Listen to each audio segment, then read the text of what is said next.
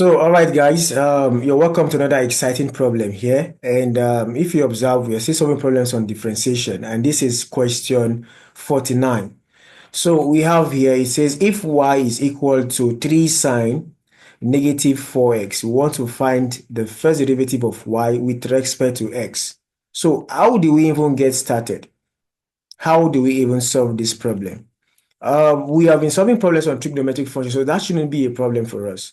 Remember, I showed you how to solve problems like this. When you have sine 2x, for instance, how do you differentiate this function? The first thing you want to do is to differentiate the argument of the sine, which is 2x. So when you differentiate 2x itself, you'll get 2, right? You want to write the 2 here. And now you differentiate sine 2x as a function of 2x. So when you differentiate sine 2x, you get cos 2x. Okay, that is when you already differentiated it. That is when you've already differentiated the inner function or the argument of the sine or the cosine or whatever you're differentiating. So now let's come back to this question. So to differentiate this function, the first thing you want to do is to differentiate the argument of sine, which is minus 4x. So when you differentiate minus 4x, you get minus 4.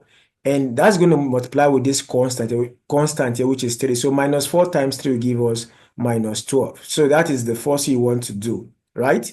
Now the next thing you want to do is to differentiate sine negative 4x. And that will give us cos negative 4x. And that is the answer, just like that. So the answer here is option A. So that is as straightforward, that is as easy as it is. So I would like you to try this question and put your answer in the comment section. If y is equal to, let's say, 2 cos negative 3x, okay?